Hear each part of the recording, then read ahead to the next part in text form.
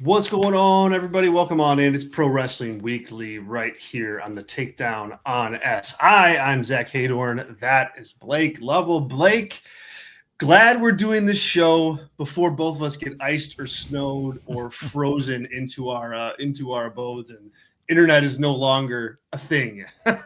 Yeah, I'm really, looking forward to maybe watching some wrestling, all that this weekend. But I also may have to turn to Zach. It's going to be hard to believe here. Old-fashioned books.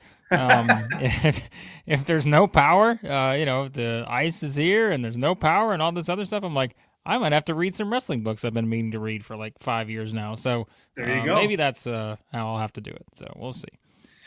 Well, hopefully, it sounds like everybody, or not everybody, but a lot of our audience is probably in the way of this weather that's about to hit in the United Yeah. States. So if you are, man, stay safe, stay warm, stay dry, Yeah. all the above. In the meantime, we'll talk some wrestling here. Blake, I feel like the news of the week so far has not been Raw. It has been SmackDown. It was an AEW Dynamite last night, and it kind of was TNA, but we'll get to that in a minute. It's WWE Unreal. I feel like that show, season 2, that debuted or premiered on Netflix yesterday, that's like taken over the news cycle in a lot of ways. Have you checked out any of the episodes yet? I've seen a little bit here or there. I usually take a little time to watch all the way through, but like I've started on some of it just because. I mean, there are some parts where it's like, why is this on here? There are other parts where it's like, okay, I'm really interested, right? But I mean, that's anything when you're coming to trying to put it together a production like this. So Yeah. I feel like I've seen a good chunk of it and have differing opinions on kind of what I think about it.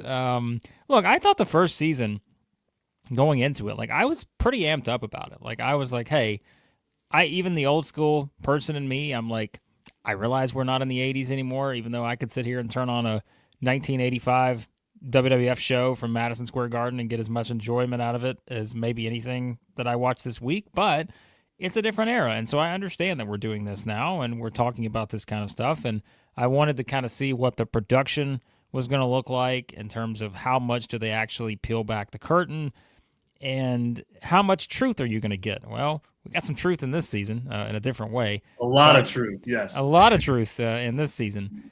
But I feel like it is. I think the trend that I would sense the most, and it does kind of tie into season 1 too. I think it is more of a the biggest issue I guess I have with it. I love seeing a lot of behind the scenes stuff. I like to just kind of be able to engage in the story of certain people and follow along with that. But I think the biggest issue I still feel like they have is that it's WWE. They're always going to position themselves as though everything we're doing is one of the greatest things you've ever seen and try to basically tell you that you are not smarter than them. And I feel like it's that tone that always, to me, just rubs me the wrong way. Yeah. And I feel like that's the biggest issue I have with it right now.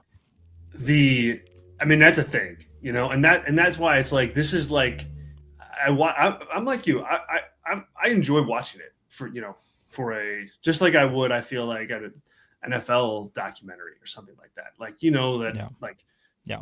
if the NFL puts out a documentary, it's going to paint the NFL in a very positive light. Right. These are similar to that, but I have enjoyed it. The thing that gets me is like, the it's like you're watching like a work of a work, because like when I Right. watch this, I'm like, okay, they didn't, it's like, what I want to see, what conversation now didn't happen on the Unreal cameras, right? It's Yeah. like, now that's a show, that's the content, that's part of it's like part, I feel like you have to like, or let me just ask you, do you consider like the stuff that you see on WWE Unreal, like, is that storyline now at this point? And because now it's like, okay, great, you got to see this, how this whole Seth Rollins injury thing worked, but like, Now I want to see behind the scenes of that now. Right. You know what I'm saying? Like, I feel like there's another layer that is there, because they're not putting, this is not like the unabridged, this is not the complete story. This is just an added layer that they are now choosing to show you, and there's still 6 more that nobody sees. So I tweeted this out the other day, and I feel like this was the ultimate like encapsulation of how strange this show can be when you're looking at it within the lens of actual WWE and the on-screen product at the time. From the WWE account, right? They tweeted this out on Tuesday. Here it is. It's like, at Real LA Knight helped make at WWE Rollins injury seem very real. You all got us good. Clapping emoji. Stream WWE Unreal Season 2 now on Netflix. Like, just think about that. If you're someone who follows WWE, okay, and you're coming on, this was Tuesday, so you're coming off of Raw on Monday, and everything on your screen is storyline-based stuff, right? Okay, you're watching the stories unfold within the Raw show. Braun Breaker is coming back next week. Adam Pearce just got this scary phone call from who knows who, and that's a huge storyline hook, all right? But then I get a tweet from the same account that's pushing that. I get a tweet that says, LA Knight helped make Seth Rollins' injury seem real. You all got us, on the same account. 2 hated rivals got us because they were teaming together to make an injury look real, and then you got Triple H talking about something after the fact. That's the biggest thing that I'm just like, as much as I enjoy watching this, I still have to sit back and be like, what are we doing here? Like, Yeah.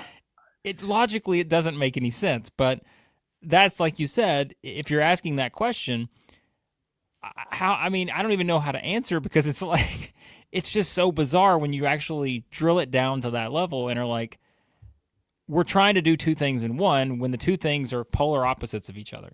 Yeah. That's, I mean, it really is a show. It's a work of the work. Like, it's really, it's interesting in that regard. That leads me to a bigger question, and I'm going to get to it in a minute. This is Pro Wrestling Weekly, you guys. Thanks so much for being here today. I'm Zach. That's Blake. We're here every Thursday afternoon, talking with you about the week in wrestling. Usually we talk about just kind of the news cycle, what's going on, upcoming shows. We're here live, and we love interacting with you guys. So if you are in the chat right now and you're listening live, drop in your comments, your rants, your raves. We'll get to as many as we can. If you want to make sure yours is read on the air, I do have super chats enabled, and it'd be great to get some of those. If you're able to throw some change in the tip jar, that would be awesome. Appreciate you. We'll get to as many super chats as we can.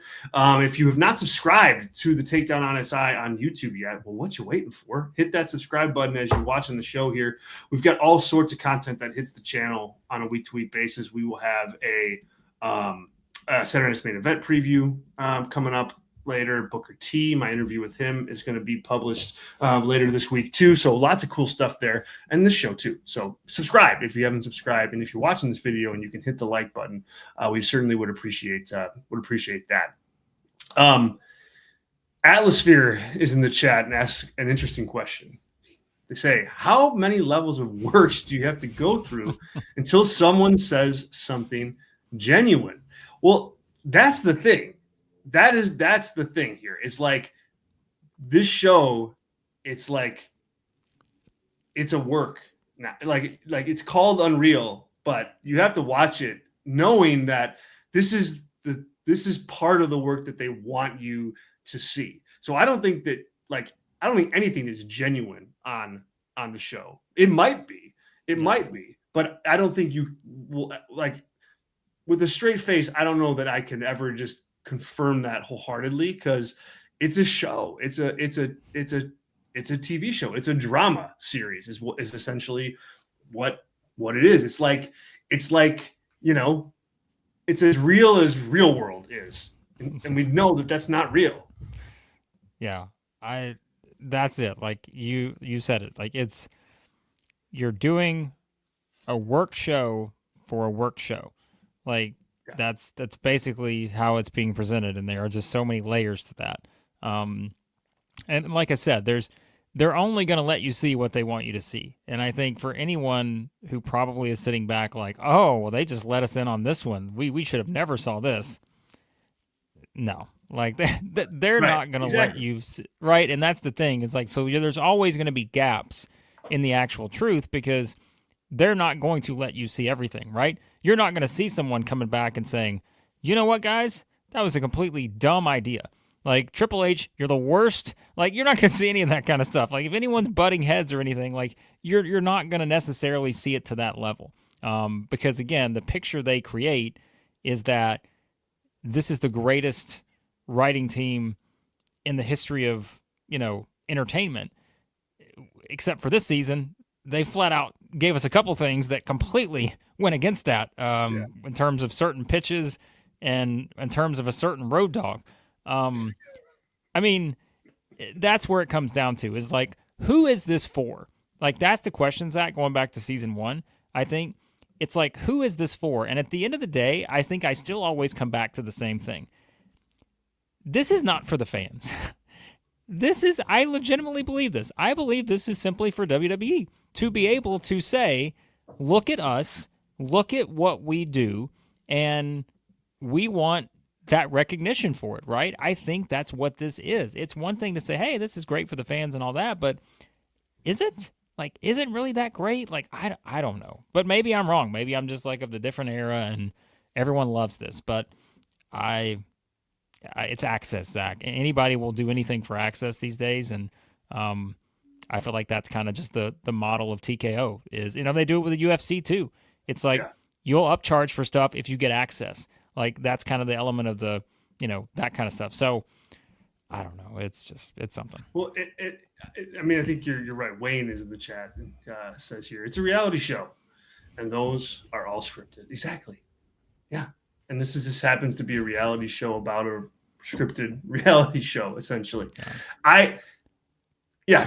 Who is it for? Great point. I mean, it's definitely for the company. I mean, it is 100% like a PR piece as much as it is like something really entertaining for the fans. Like I just, that's what it is. I think it's there to showcase the company in a certain way. I think it's there to showcase Triple H in a certain way. I mean, when you watch that show, one of the things that frustrates me about it and what bothers me about it is like it positions Triple H as like the biggest star in the company. Right. Like, yes. Because he's the guy telling everybody what to do. He's telling Gunther to like lay on the chokehold on McAfee quick. He's telling LA Knight about XYZ spot. He's letting Seth know or letting Cody know that they're going to do this angle. Like it positions him as the biggest star in the company for that reason. Everything goes through him. It's not wrestlers being wrestlers. It's Triple H telling them how to be wrestlers. And that's the part that I don't like about it. It's like I think back to like would The Rock in 1999 be like would Vince McMahon want to show The Rock sitting down backstage and having Vince tell him everything that he has to do and hit this pose there and then you're going to go to your mark over here? Like, no, you wouldn't want that. That would totally like ruin the illusion of The Rock. Same thing with this guy back here. You wouldn't want, to see Vince explaining to Steve, like, all right, so you're going to go here and then you're going to drink the beer here and do it like this. So there's a lot of like beer that flows around. Like you wouldn't want to see that. That would totally break down, And now it's just like, oh, whatever, Triple H tells you to do X, you do X. And that's my biggest beef with it, I think. Yeah, and it's like it's amazing that Beyond the Mat was ever made, right? Like the fact that ever existed when you think about that era, and like now it's just like, again, this is very similar, but it's just like, what in the world? And it's like Wrestling with Shadows and all those things. Like that's why they were so unique at the time, is because you're like, how did this ever get made? But now it's like, exactly how this got made. Like this got made because it's an opportunity at money. And I think it is the elephant in the room at this point. I don't know that I've seen like a turn on someone to this level, like that I feel like that people have turned on Triple H, Paul Levesque. Like because of how he has positioned himself, which in all honesty, if you think about it, it's no different than his actual in-ring career.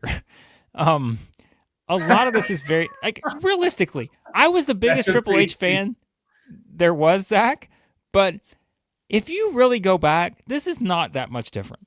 I mean, it's really not. And I think that's where I think the fatigue of positioning this as though this is the greatest professional wrestling booker in the history of civilization.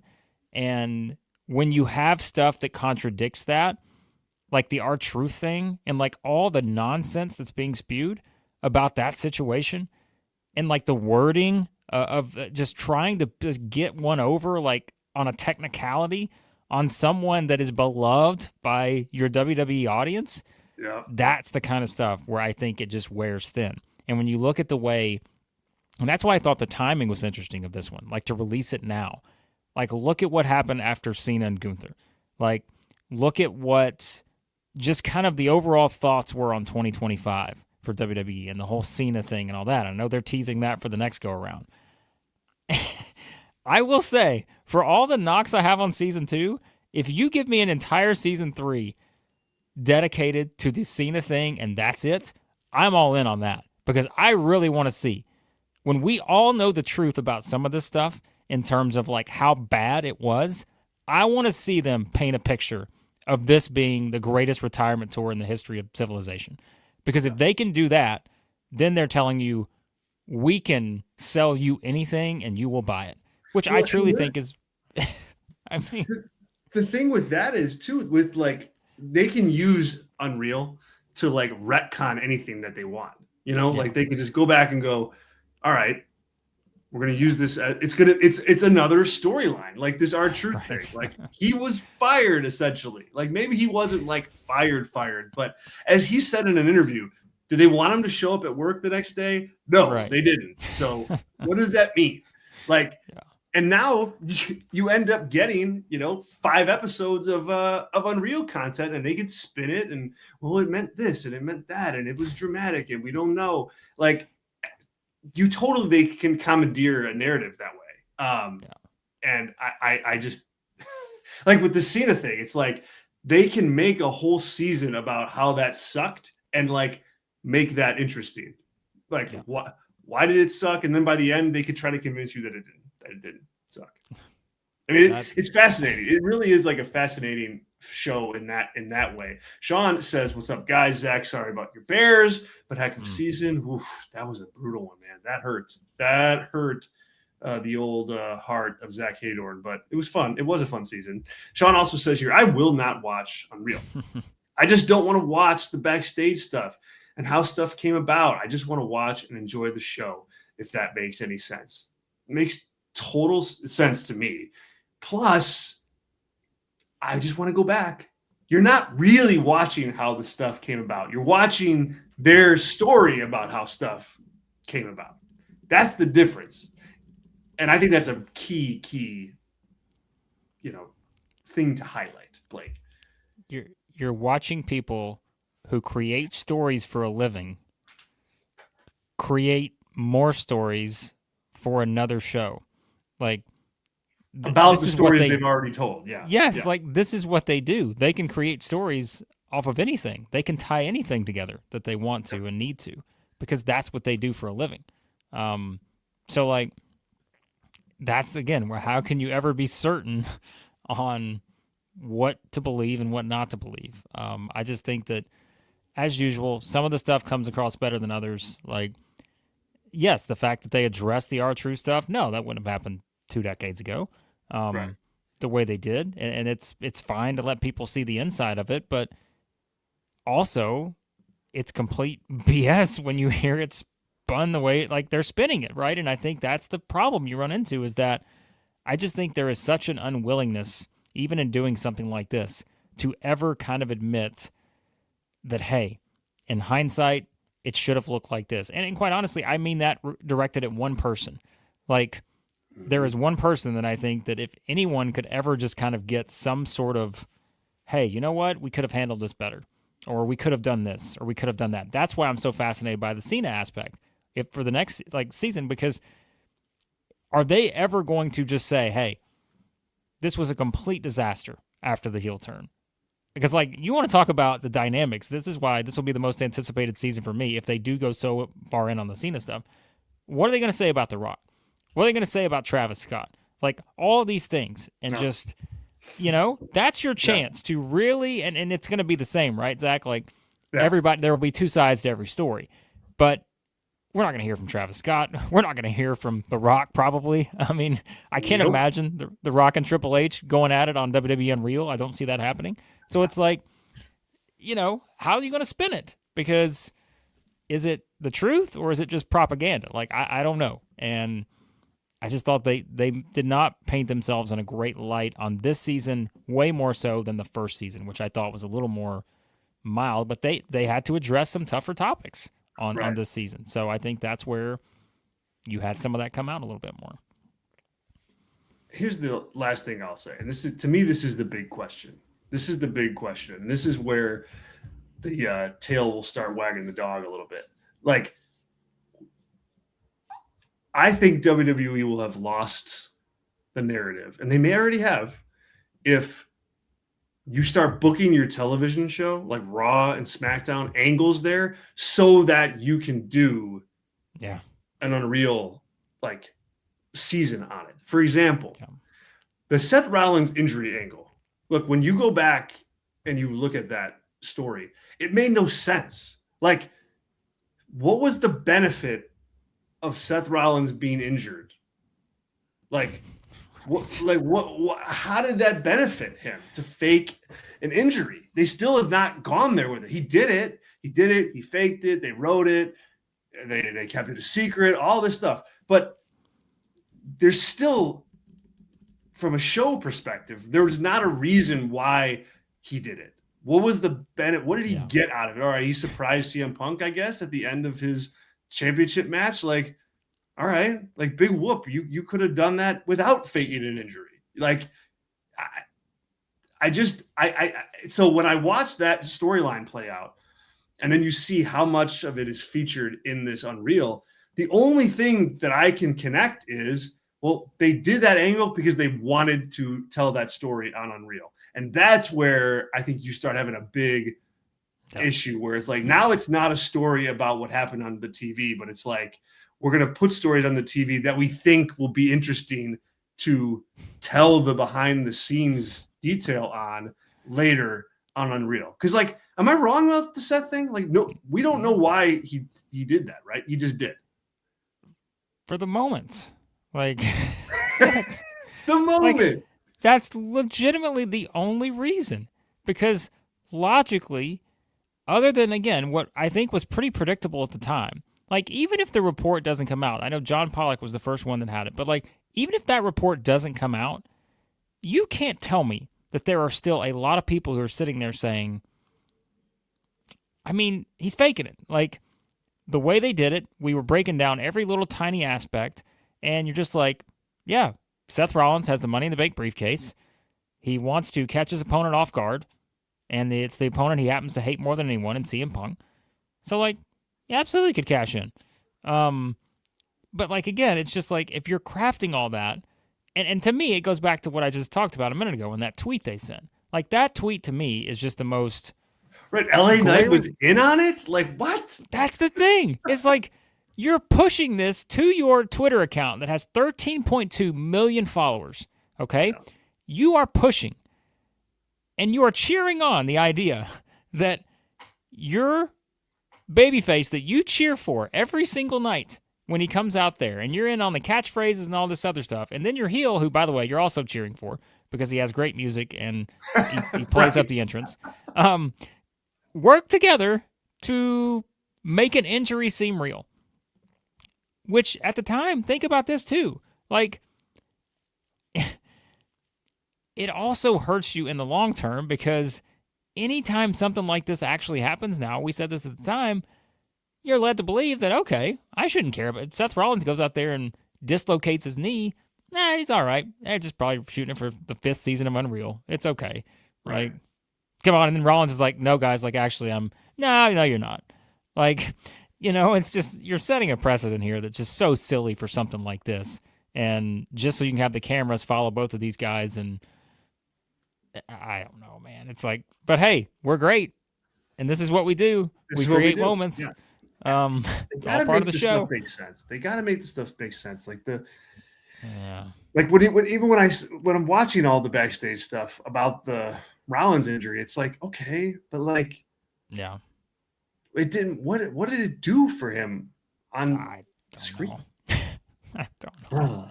We got Atlasphere in the chat here jumping in saying, "I'm confident the fake Seth injury was specifically for Unreal." Yeah, I get closer and closer to that. Atlasphere also says, to be fair, LA Knight. The only chance he had to get a win over Seth was by a decision for a fake injury. Yeah, boy, if you're LA Knight, wow. He I don't want to give it too much away, but like there's a big scene between him and Triple H after the Money in the Bank match. That's pretty interesting. So we can talk about that as we keep going here. Yeah. Drop your comments in the chat. Have you seen it? Have you not seen it? How do you grade it out? I mean, I think it's an interesting watch, but boy, it's complicated when you try to put that watch into everything else that WWE does on a regular basis. This is Pro Wrestling Weekly. You guys, thanks so much for being here. We appreciate it. We're here every week on the Takedown on SI. If you haven't subscribed to the channel, please do, and like this video so that we can continue to reach more people and grow this community that we have going here. All right. Let's talk a little bit about TNA. And we talked about it last week. We talked about the debut, the premiere on AMC. We talked about how it lacked a punch. It lacked a punch as far as, hey, this matters and this is important. And boy, Blake, I don't know that you could have missed worse with that show. I mean, I just don't know how you could have. I guess you could have made it worse by not having Mike Santana win the title at the end of the night. Like that would have been worse.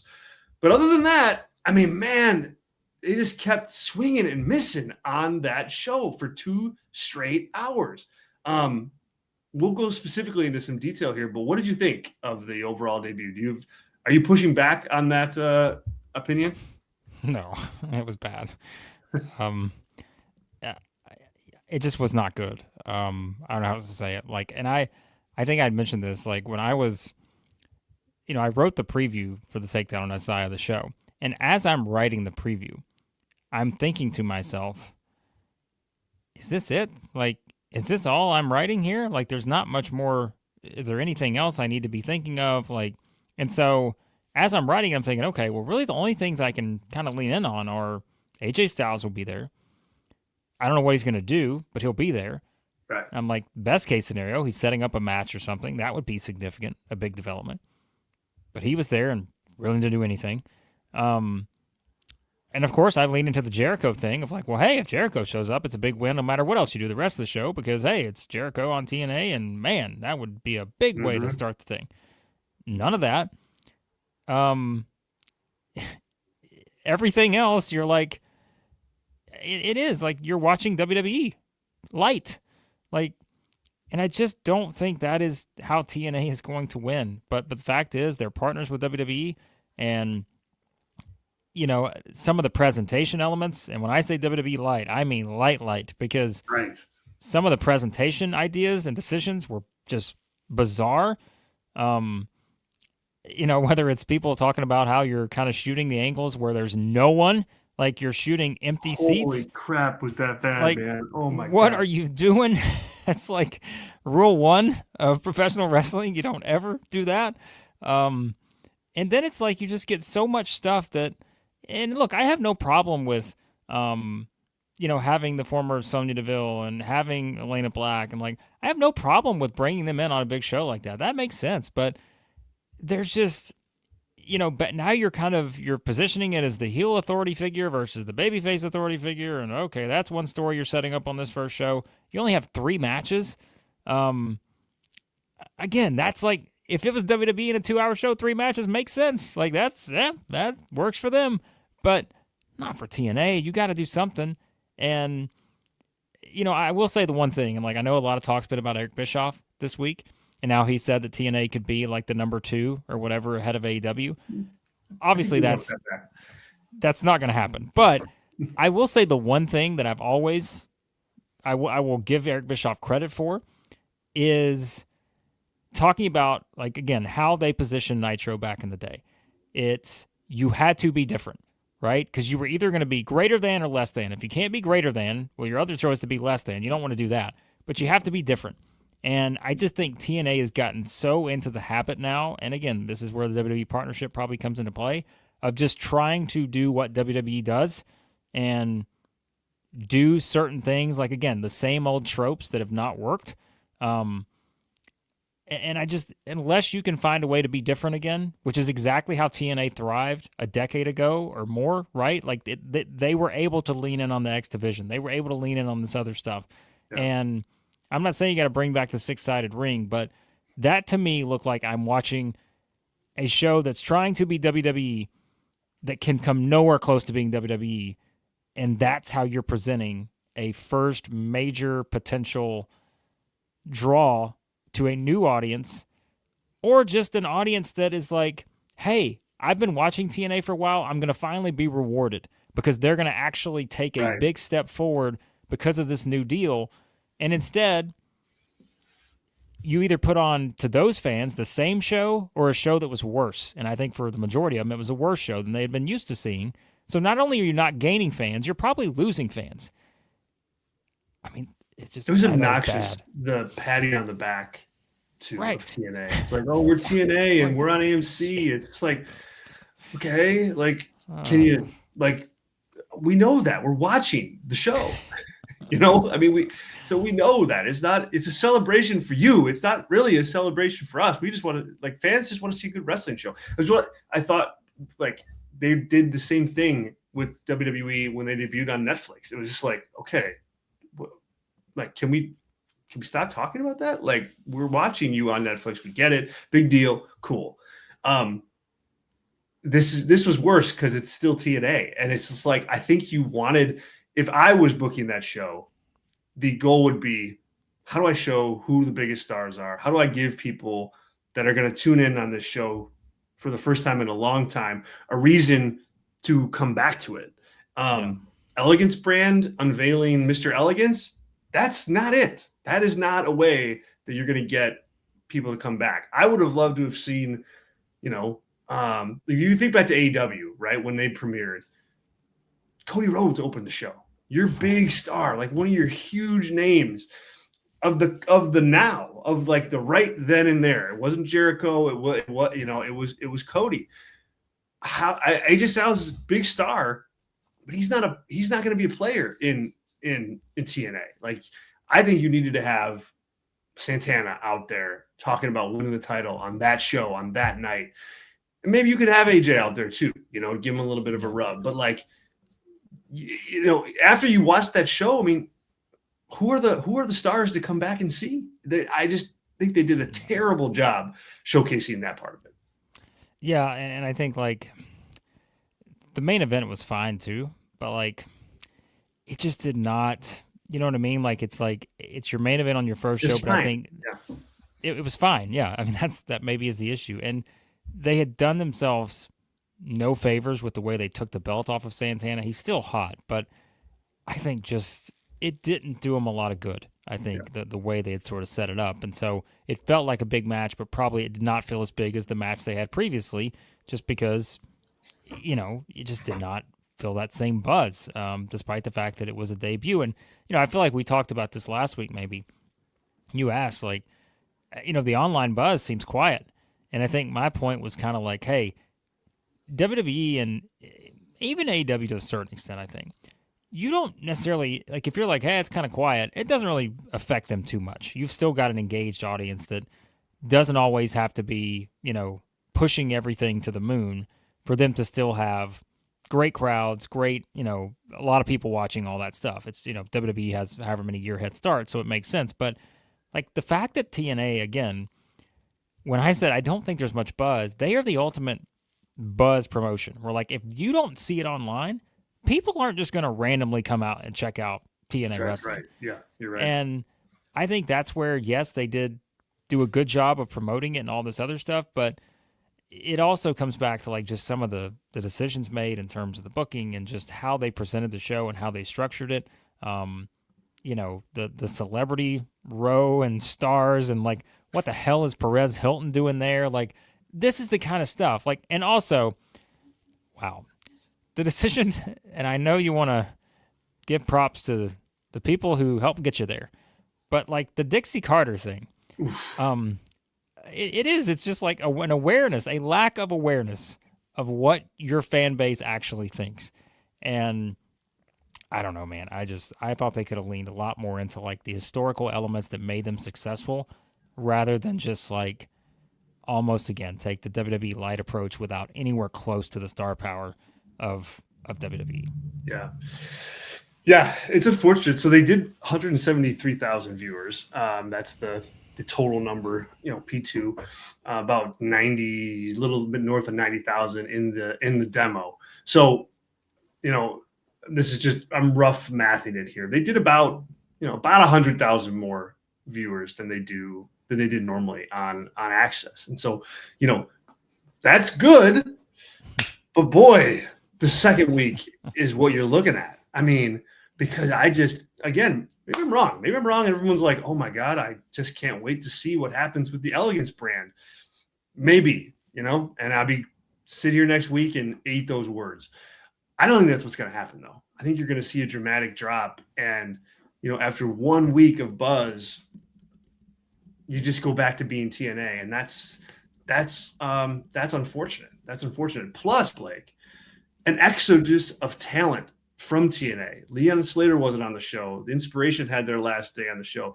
Joe Hendry's not on the show anymore. Like, boy, oh boy, like a group of talent that kind of like reinvigorated TNA, they're gone. They're gone now. It's like that Madison Square Garden show without the Elite. Like, it's like, this was cool, but now not so much anymore. Yeah, that's exactly how it feels. So, yeah, I don't know, man. I say that they have a chance to fix it, but you're going to lose. I mean, that's the thing. Like, what's the prediction on like the percentage of audience you're losing from last week? I think it's a pretty decent chunk. Yeah, I think so too. I mean, God, I think if it's over 100,000, you're probably like, okay, phew. I would say so. Yeah. Yeah. So, all right, boy, I'll tell you what, when we started this show, I did not think that we would talk about TNA back to back, but yet here we are. And some of the narrative around it is still the same as it was 15 years ago, where it's just, you got to get out of your own way. Get out of your own way, TNA. Get out of your own way. All right, let's get to some news nuggets. Tommaso Ciampa announced on social media yesterday that he's leaving WWE. His contract is up in the very near future, and he will not be resigning. He didn't say whether or not they offered him a contract and he turned it down, or whether they didn't. Tune in to Unreal Season 4 for that. But needless to say, Ciampa, I think he's got a really interesting history. When I was writing the story for the Takedown on SI, I was like, man, this guy like helped usher in the NXT brand. Like, he was kind of like the next guy after Finn Balor and after Kevin Owens and Sami Zayn, and that crop of talent like went to the main roster. It was his deal. And man, for as many memorable moments and matches and just how good he was on that show for all those years, I think you can speak very highly of that.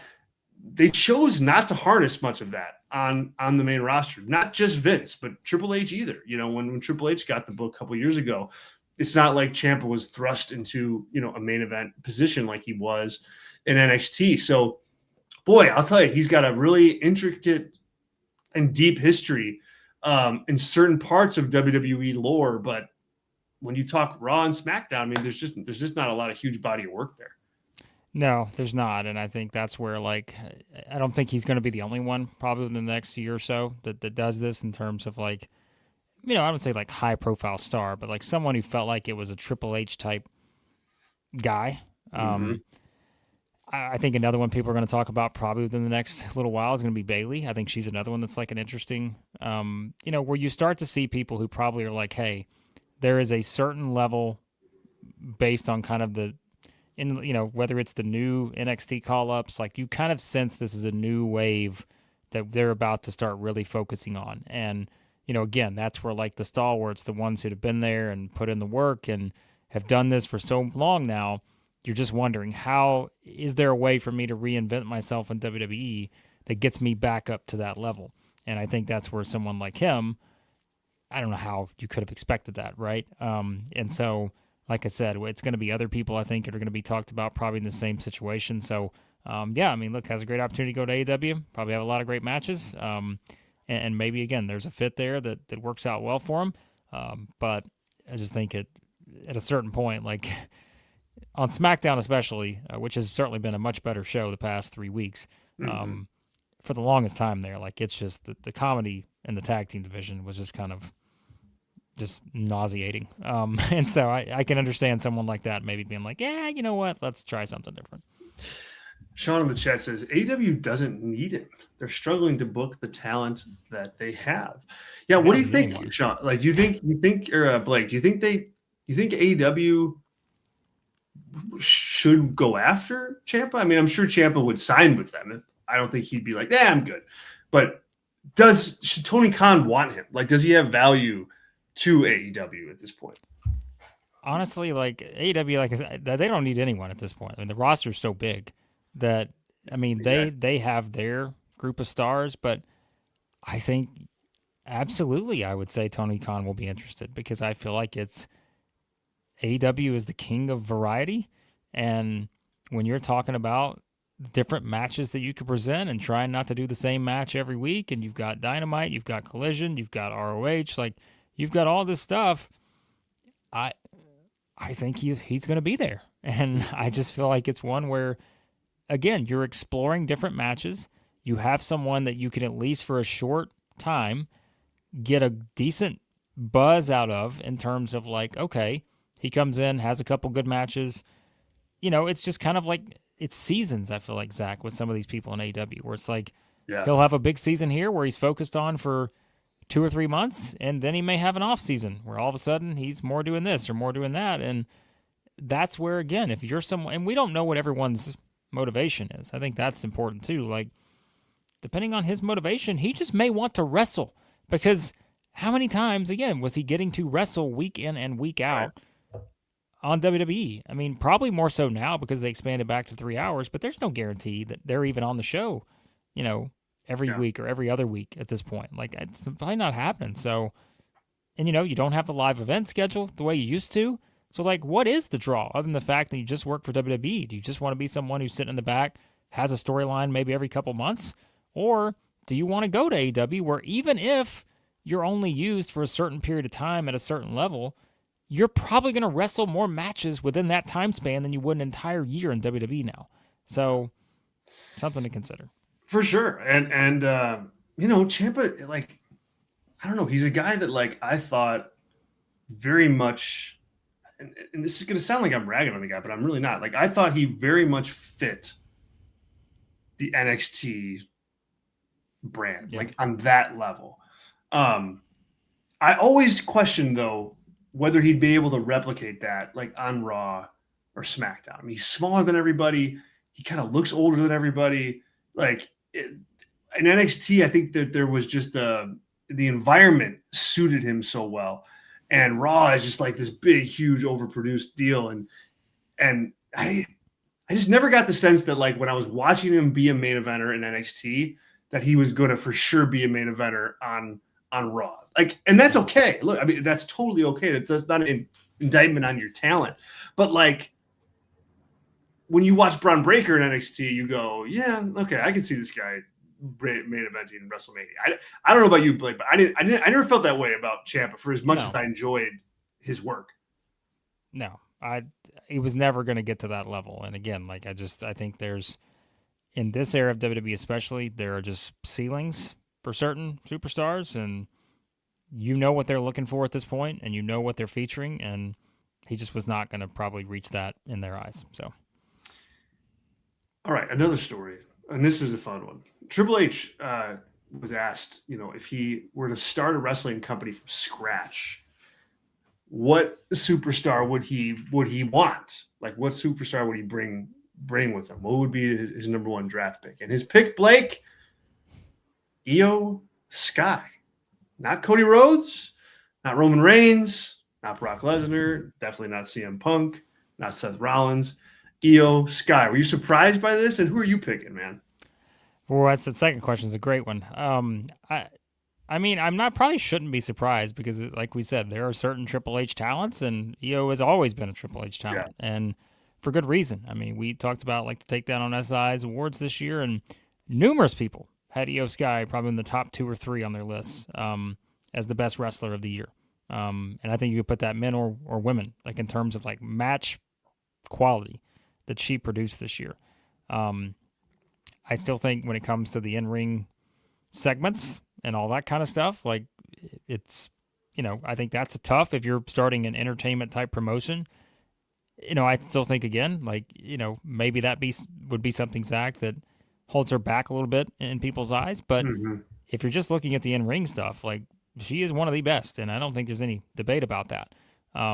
So yeah, I mean, it's quite a choice. If I'm doing it, my choice, I think, I'm not gonna say would be easy because I think there are lots of choices, but I mean, I'm picking Cody Rhodes because he's 40 years old. Like, I think some people think Cody's like 50. He's 40. And I still think Cody is the type of person that you're building an entire promotion around, even if right now he feels like he's a little bit of a downturn. But again, Zach, they could come out tomorrow and turn Cody heel. He'd be the biggest star in the company again. Like, and so I think it's one where, look, it depends on what you value, but I mean, there's a reason why Cody has had the success he's had since he came to WWE is because I think it's right place, right time. And I just think he has all the it factors you need to be, someone that you build everything around. And when WWE was building everything around him, before they made the decision to turn John Cena heel, everything was going just fine. So I'm not that off of Cody just yet. So I think he'd be probably my top choice. He'd be my top choice too. No question. And it would be easy. Like, and I think Io Sky is a really great, interesting choice. She is one of the best that they have in the company right now. So I'm not surprised that Triple H went that route. Somebody else that's connected to Io Sky that I think would be high on my list would be Rhea Ripley too. Yeah. If I were going to build a promotion around somebody, I think, and for a lot of the same reasons that I would say Cody Rhodes, like young, a big career ahead of her, good in the ring, like good, just she's got the look of a star. I mean, all that stuff, marketability. So I think she's somebody that I would look at too. I want to get to a kind of like an audience comment / question before we get into our Name That Main Event segment. This is coming from Sean. And Sean says here, please make the Death Riders Callis family stuff make sense. It was awful. Blake, they had a major 6-man tag this week. Death Riders against Don Callis family. And there was barbed wire, and there was thumbtacks, and there was all this weapons, and they hated each other. But dude, what's with the heel on heel faction? Like, can you make that make sense? Can you make it make sense for Sean? You and I more than anybody, maybe, we are very high on the idea that while wrestling has evolved, I am perfectly fine with this being the 70s, where you have a very defined good group and a bad group, or a good guy and a bad guy. Like, I still think it's such an easy formula to make work in wrestling. Even these days, you can still make that work just fine. Yes. For sure. The hardest sell you've ever in the history of not just WWE, but any wrestling period, is not babyface versus babyface. It's heel versus heel. That, to me, if you're ranking them, right, and you have the 3 choices, babyface versus heel, babyface versus babyface, heel versus heel, there is a distant third, and that is heel versus heel in terms of how you make that work. And we mentioned, like, and I think that's where, like, Atmosphere is bringing up too. The way he's wording it, like, yes, like it's kind of funny, but it's true. Mox is now like face, right? So we know that. We talked about kind of the turning of that. So by association, the group is, but they're not. So just they're called the Death Riders, Zach. So like I'm not exactly expecting that group to come out and shake hands with everyone in the crowd before their match. So I don't know. But like I think it's pretty predictable because we were all knew they were heading towards this faction versus faction thing with these two. But I think we knew the challenge was going to be defining what the Death Riders were outside of the clear direction for Moxley. And we made the joke a couple weeks ago. I don't know if anybody's going to cheer Wheeler Yuta right now. Right. And it's like that's the issue you're running into. So there's a lot of that going on right now, and I think sometimes it's okay to not have that defined role, but I just think in this situation when you're talking about factions and groups, like you can make it work. I'm thinking like Sons of Anarchy, right? Where it's like you've got the bikers here that are kind of seen as heels. It's okay because they're going up against the Mayans and all this, and it's like, okay, you can make that work. But this is wrestling. It's not Sons of Anarchy. So. Exactly. That's exactly it. Like it's not Sons of Anarchy. It's pro wrestling. Yeah. And on the same show, you had the Don Callis family like go up against FTR, another heel team. You had them go up against Death Riders, who I guess are technically a heel team, but not really because Mox is a babyface. But then Marina Shafir in the Death Riders feuding with one of the biggest babyface stars in Tony Storm. So I think there's too much of that in AEW. And I've been so complimentary about them. One of the best things, you can go back and look at or watch and listen to our year-end review show for 2025 that we did here. And one of the best things of the year for AEW was defining some of that. It was making sure that Mox was a clear heel and setting up baby faces. It helped the show. It helped organize the show. And now it's like they've kind of just started to unwind some of that. And it makes it hard. It's like, why am I watching these guys who I don't like any of them fly through glass and barbed wire? It's like, good. Yay. Like, it was very complicated. So Sean, we can't help you. But yes, there has to be some definition here, I think, moving forward for AEW, or just don't feud these guys yet. Like turn Mox babyface, do the Don Callis feud later on. Something like that. Yeah. All right. Name that main event. Let's go, Blake. All what do you got? You ready for this one? I'm ready. I think this is somewhat fitting. All right, your main events. Kind of ties in Unreal a little bit. Your main event. Triple H and Shawn Michaels against Kenny, Johnny, Mitch, Nikki, and Mikey, the Spirit Squad, in a 5-on-2 handicap match. You don't even have to guess the winner, which I'm sure would be difficult to do, but name that main event, Zach. Man, okay. Holy cow! I can't believe that match was a thing. I feel like I say that almost every week on these. Oh man, I'm not going to be able to get the show because it's like a blurry time of like 2005. I'm going to say 2005, 2006 WWE, and that's a big glob of bad. So I'll say, just to make a guess here, I'll say 2006, and I'll say it was Unforgiven. Like you weren't that far off. Vengeance 2006. Vengeance, dang, yeah, right there. Zach went Saturday Night's Main Event July 2006, which honestly I feel like they had this match a couple times. Yeah, they did. So we probably another one would qualify here, but I've got Vengeance 2006 loaded up on this one. The reason why is because you had kind of that also kind of bizarre match you think you were never going to get, which was John Cena versus Sabu in the Extreme Rules Lumberjack match. Don't forget, Zach, on this show, you also had Kane defeat Kane. How could I forget? I don't remember anything about that, to be honest with you. Now I'm interested, and I want to go back to see what that was, because I don't remember a thing about Kane defeating Kane. I have no idea what Was this was that the storyline about like the date or something? Like I don't know. I have no idea. But this I've got now. I have to go back and figure out what was going on here because I don't remember this at all. Rob Van Dam defeated Edge. Johnny Nitro defeated Shelton Benjamin and Carlito to win the Intercontinental Championship. Ric Flair defeated Mick Foley in a 2 out of 3 falls match. I don't remember that. Wow.